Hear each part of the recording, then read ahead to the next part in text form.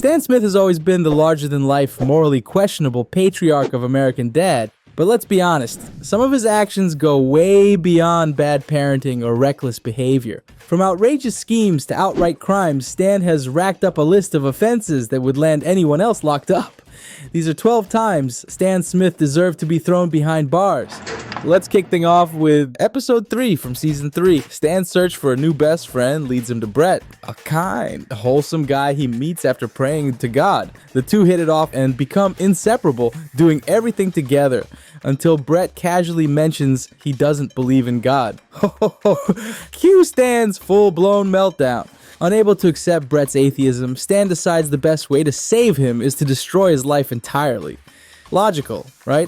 He blows up Brett's house, sabotages his restaurant, and even drives Brett's family away, all in the hopes that Brett will turn to God for help. Spoiler alert, it works, but not in the way Stan intended. Stan, it's okay, because I believe now. I believe in God. Really? Yes, I actually met him right before he kicked me down to hell for committing suicide. Whoa. And that's where I met the devil, who agreed to let me come back to life if I would work to spread the fame and glory of Satan. Brett doesn't just turn to God, he makes a pact with Satan. Because when your life is in shambles, why not go full devil worshiper? Stan's solution to Brett's lack of faith is so diabolical, it's hard to believe he didn't end up in handcuffs.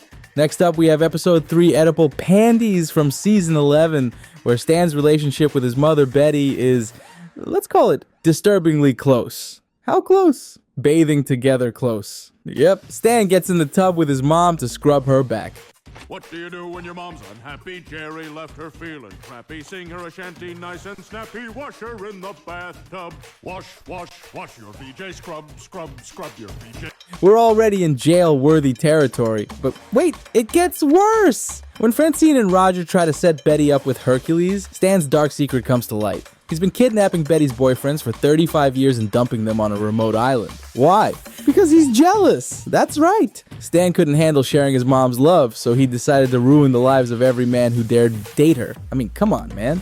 Imagine being one of those poor guys stranded on an island for decades because your girlfriend's son has mommy issues. If there's a special jail for deranged sons, Stan's got a VIP spot reserved. Alright, Stan has done some pretty messed up things to his own kids. But murdering clones of teenage girls, that's next level evil. And we can see this in episode 1, Stephen Snot's test tubular adventure from season 9. After Steve uses DNA to create clones of a girl he likes, he raises them from infancy into young women. What starts as a creepy plan to date one of the clones turns into something surprisingly wholesome. Steve begins to see the clone as a daughter, but Stan? He doesn't care. Sure, the clones were genetically engineered and had limited lifespans, but that doesn't make Stan's actions any less horrifying. Watching him coldly eliminate 2 innocent clones that Steve and Snot had bonded with is a level of sadistic cruelty that only Stan could pull off. If there's ever a trial for crimes against clones, Stan's going away for life. Taking number 9 spot on this list is the episode 5 from season 3, Haley's. Haley's dream of escaping societal norms and living a carefree life in France sounds harmless, right? Well, not to Stan. When Haley announces her plans to ditch the whole marriage and kids thing, Stan reveals that she was secretly part of a sleeper agent program as a child. And guess what? He still has the trigger phrase to activate her programming. In a desperate and wildly unethical attempt to stop her from leaving, Stan uses the phrase to brainwash his own daughter. Haley becomes a mindless puppet forced to follow Stan's idea of a traditional life. I'm getting fed up with this orgasm. Agent Small Wonder activated. What are my orders? It worked. Scale it back 2%. Ah, young love. Seriously, who brainwashes their own kid just to stop them from moving to France? Stan deserves jail time and a lifetime ban from parenting. Up next, we have episode 1 from season 12, Father's Days. And here we know that Father's Day is supposed to be a celebration of Stan, but when his family forgets to honor him, Stan decides their apology isn't good enough. Instead of accepting their belated efforts, he takes matters into his own hands by erasing their memories. Good morning! Rock and Ronnie coming at you 2 days after Father's Day.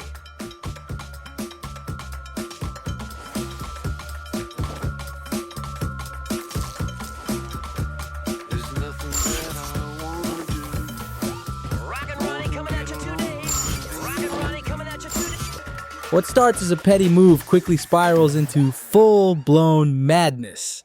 Stan doesn't just wipe their memories once, he traps them in a never-ending loop for 6 months, forcing them to repeat Father's Day over and over until they meet his impossibly high standards. And if that wasn't bad enough, Stan berates them when they finally figure out what he's been doing.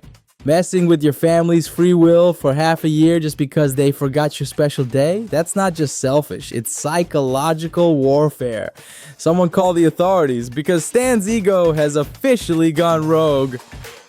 Now we've episode 21 from season 11, Next of Pin. Here, we see Stan's paranoia reaching new heights when he convinces himself that Steve might one day turn against him. His solution? Spend more time bonding with his son. Seems innocent enough until bowling enters the equation. Steve turns out to be a bowling prodigy, and his talent catches the attention of a coach who wants to help him go pro. But instead of supporting Steve's dream, Stan sabotages it in the most horrifying way possible, by disguising himself and stabbing Steve in the ankle. That's right, Stan physically injures his own son to keep him from advancing in his bowling career.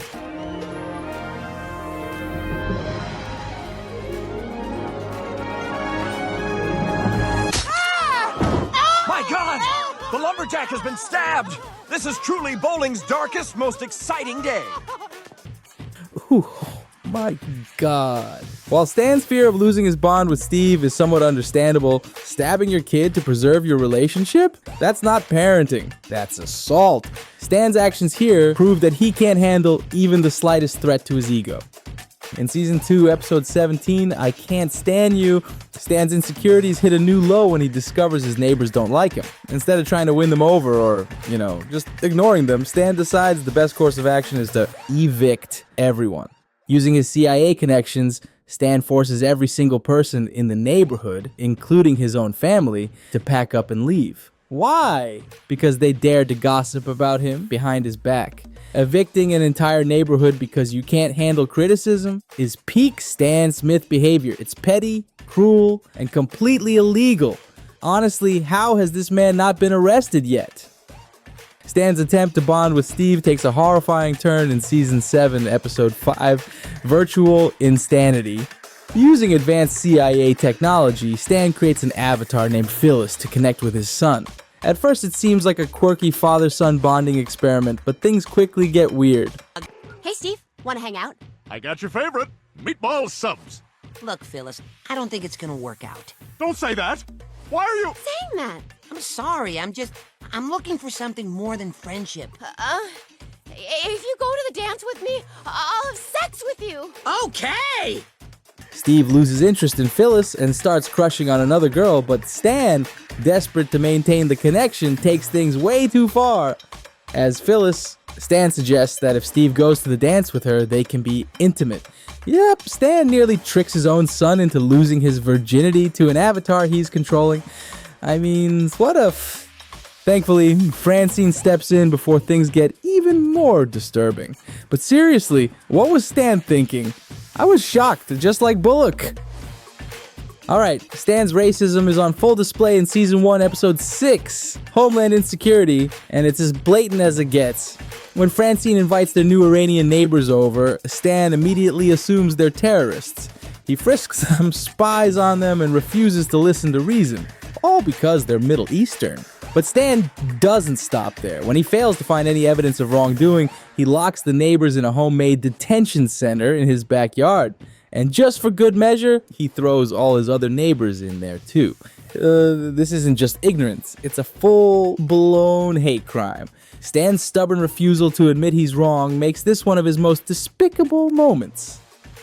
Entering top 3, we have episode 11 from season 2, American Dream Factory. And here, Stan's dream of selling holiday-themed teddy bears leads him to exploit Haley's boyfriend and his family in the worst way possible. After discovering that Haley's boyfriend is an undocumented immigrant with incredible sewing skills, Stan decides to employ him and his entire family to mass-produce teddy bears, but instead of paying them fair wages or treating them with dignity, Stan forces them to work long hours for next to nothing. Blood of America. Great job, Paco. I might just make a holiday yet. Then I'll have kiss my ass money. This is outrageous. Kiss my ass, Haley. It's already working. Stan genuinely believes he's helping them, but in reality, he's running a sweatshop out of his own home. It's exploitative, cruel, and completely illegal.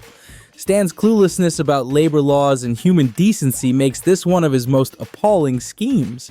Which leads us to Season 3, Episode 7, Sorrow Gate, when Stan's homophobia reaches its peak when he kidnaps Greg and Terry's baby, convinced that a gay couple can't raise a child properly.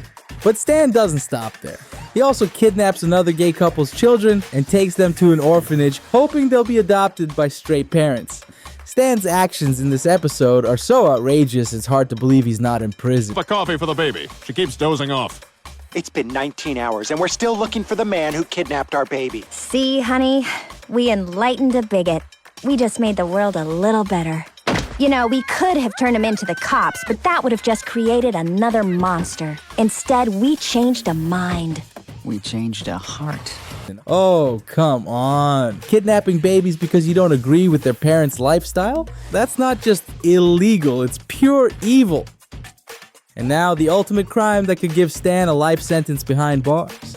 In Season 6, Episode 8, For Whom the Sleigh Bell Tolls, Stan decides that Steve needs a gun for Christmas? Francine understandably says no. But Stan, being Stan, he ignores her wishes and buys Steve a gun anyway. Instead of teaching Steve how to use it responsibly, Stan lets him fire it at random targets in a mall parking lot. The result? Steve accidentally kills Santa. Does Stan show any concern for the victim or Steve's mental health after the incident? Of course not. He's more worried about hiding the gun from Francine, giving a child a deadly weapon, and then ignoring the consequences. I mean, Stan deserves to be locked up for good, but he's the CIA agent who somehow manages to avoid prison despite committing crimes that would land anyone else behind bars.